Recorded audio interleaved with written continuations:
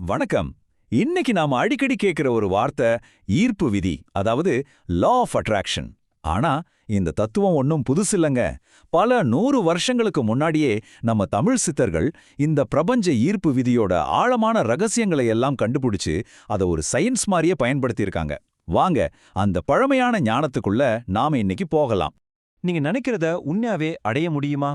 இந்த கேள்விக்கு நம்ம சித்தர்கள் என்ன சொல்றாங்க தெரியுமா? ஆமா, நிச்சயமா முடியும்னு ரொம்ப திட்டவட்டமா சொல்றாங்க. அதுவும் சும்மா நம்பிக்கையில சொல்லல. அதுக்குன்னு ஒரு கச்சிதமான ஃபார்முலாவே அவங்க கொடுத்திருக்காங்க. அது என்னன்னு பார்க்கலாம் வாங்க.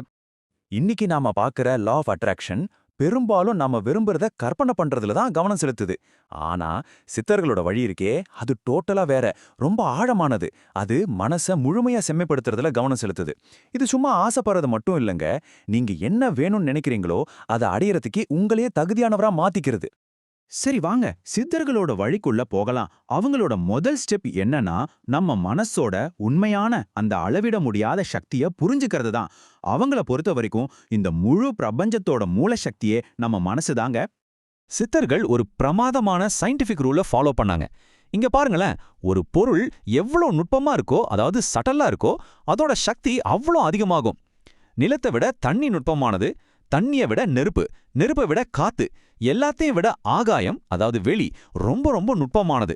அதனாலதான் அதுதான் ரொம்ப சக்தி வாய்ந்தது. அப்போ இதிலிருந்து நாம புரிஞ்சுக்க வேண்டிய முக்கியமான விஷயம் என்னன்னா, இந்த வரிசைப்படி நம்மளோட இந்த ஸ்தூலமான உடம்பை விட நம்ம மனசு ரொம்ப ரொம்ப நுட்பமானது. அதனாலதான் அதுக்கு சக்தி அதிகம். உடற்பயிற்சி செஞ்சு சாதிக்க முடியாத பல விஷயங்களை மனப்பயிற்சியால சாதிக்க முடியும்.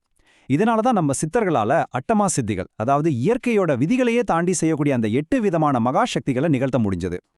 இப்போ நீங்க நினைச்சது நடக்கிறதுக்கு சித்தர்கள் யூஸ் பண்ண அந்த உண்மையான ஃபார்முலாவுக்கு வருவோம். இது சும்மா பாசிட்டிவா திங்க் பண்றது மட்டும் கிடையாது, அதை விட ரொம்ப ஆழமான ஒரு விஷயம். இது ஒரு கச்சிதமான ஒருங்கிணைப்பை பத்தினது. உங்க எண்ணம், நீங்க பேசுற சொல், நீங்க செய்யற செயல், இந்த 3 இருக்கு பாத்தீங்களா? இது ஒண்ணுக்கொன்னு சண்டை போடாம ஒரு லேசர் லைட் மாதிரி ஒரே நேர்கோட்டுல போகணும். நீங்க ஒன்ன நினைச்சிட்டு வாயில வேற ஒன்ன பேசிட்டு கையில சம்பந்தமே இல்லாத வேற ஒன்ன செஞ்சீங்கன்னா அந்த பிரபஞ்ச விதி உங்களுக்காக வேலை செய்யவே செய்யாது. இந்த 3 ஒன்னா சேர்றது தான் எல்லாத்துக்கும் பேஸ். பாத்தீங்களா, இந்த சித்தர் வாக்கு எவ்வளவு அழகா அதை சொல்லுதுன்னு. உங்க மனசுல ஒரு தெளிவு வந்து இந்த 3ம் ஒரே நேர்கோட்டுல நின்னுடுச்சுன்னா, அப்புறம் உங்க வளர்ச்சியை தடுக்கிறதுக்கு எந்த தடையுமே இருக்க முடியாது. எல்லா தடைகளும் தானா விலகிடும். சரி, இதெல்லாம் கேட்க நல்லாதான் இருக்கு. ஆனா ஒரு குரங்கு மாதிரி அங்கேயும் இங்கேயும் தாவிக்கிட்டே இருக்கிற இந்த மனச, அலைபாயிர இந்த எண்ணங்களை எல்லாம் எப்படி ஒரே நேர்கோட்டுல கொண்டு வரது? இதுக்கு சித்தர்கள் ஒரு பவர்ஃபுல்லான டூல் வச்சிருந்தாங்க. அதை பத்தி இப்ப பார்க்கலாம். அந்த பவர்ஃபுல்லான டூல் தான் பிராணாயாமம். நல்லா புரிஞ்சுக்கோங்க, இது சும்மா ஒரு மூச்சு பயிற்சி கிடையாது. உங்க மூச்சுக்கும் மனசுக்கும் ஒரு ஆழமான கனெக்ஷன் இருக்கு. அதை பிரிக்கவே முடியாது. உங்க மனசு ஒரு காட்டுக்குதிரைனா அதை அடக்கிற கடிவாளம் தான் உங்க மூச்சு. உங்க மூச்சோட ஓட்டத்தை நீங்க கண்ட்ரோல் பண்ணிட்டீங்கன்னா போதும், உங்க மனசோட அலைகளையும் நீங்க கண்ட்ரோல் பண்ணிடலாம். மனசை ஒருமுகப்படுத்தி ஒரு அமைதியான நிலைக்கு கொண்டு வரதுக்கு இதுதான் ஃபர்ஸ்ட் ஸ்டெப். திருமூலரோட இந்த பவர்ஃபுல்லான வார்த்தைகளை கொஞ்சம் கேளுங்க.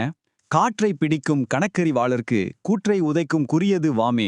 அதாவது மூச்சு காற்ற கையாள்ற அந்த கணக்க, அந்த சயின்ஸை தெரிஞ்சவங்களுக்கு மரண தேவனான யமனை கூட எட்டி உதைக்க முடியும்னு சொல்றாரு. யோசிச்சு பாருங்க, பிராணாயாமத்தோட சக்தியை இதை விட சிறப்பா சொல்லிட முடியுமா? இதோட பிராக்டிக்கல் ரிசல்ட் ரொம்ப சிம்பிள். உங்க மனசு அமைதியா இருந்துச்சுன்னா நீங்க செய்யற ஒவ்வொரு வேலையும் தெளிவா இருக்கும், வெற்றி அடையும். அதே மனசு குழப்பமா இருக்கும்போது நீங்க தொடங்குற எந்த வேலையும் தோல்வியில தான் முடியும். அப்போ வெற்றிக்கு அடிப்படை என்ன? மன அமைதிதான். இப்போ இவ்ளோ தூரம் நம்ம மனசுக்குள்ள செய்யற இந்த வேலையோட இறுதி விளைவுக்கு வருவோம். எண்ணம், சொல், செயல் எல்லாம் ஒன்னாகி மூச்சுனால மனசு அமைதியாகி தெளிவா இருக்கும்போது, நீங்க ஆரம்பத்துல ஆசைப்பட்ட அந்த ஈர்ப்பு, அதாவது அட்ராக்ஷன், எப்படி ஒரு ஆட்டோமேட்டிக் ப்ராசஸா மாறுது. மனசு அந்த நிலைக்கு வந்துடுச்சுன்னா இங்க பாருங்க, உங்க எண்ணமெல்லாம் வெறும் கற்பனையா இருக்காது, அது நிஜமா மாற ஆரம்பிக்கும். உங்க சங்கல்பங்கள், அதாவது உங்க ஆழமான உறுதிமொழிகள், அது பிரபஞ்சத்துல பவர்ஃபுல்லான வைப்ரேஷனா மாறி வேலை செய்ய ஆரம்பிக்கும். அப்புறம் நீங்க செல்வத்தையோ வெற்றியோ தேடி ஓடவே வேண்டாம். ஏன்னா நீங்க தான் அதுக்கு தகுதியானவரா மாறிட்டீங்களே. அதனால அதெல்லாம் ஒரு காந்த இரும்பை இழுக்கிற மாதிரி உங்களை தேடி வர ஆரம்பிச்சிடும். நீங்க இலக்குகளை துரத்த மாட்டீங்க, இலக்குகள் உங்களை துரத்திட்டு வரும். இதுதாங்க உச்சக்கட்ட நிலை. நீங்க விரும்பினதெல்லாம் இயற்கையா ஈர்க்கிற ஒரு நடமாடும் காந்தமா நீங்க மாறிடுவீங்க. அதே சமயம் எந்த ஒரு நெகட்டிவிட்டியோ பகையும் உங்க பக்கத்துல கூட வர முடியாது. உங்களை சுத்தி ஒரு ஆட்டோமேட்டிக் பாதுகாப்பு வளையம் உருவாகிடும். ஆக நம்ம இந்த அலசலோட கடைசில நான் உங்ககிட்ட இந்த கேள்வியை விட்டுட்டு போறேன். சித்தர்களோட பாதைங்கிறது வெறும் பொருள்களை இருக்கிறத மட்டும் இல்ல, அது உங்களையே ஒரு உயர்ந்த நிலைக்கு மாத்திக்கிறதுக்கான ஒரு ஆழமான பயணம்.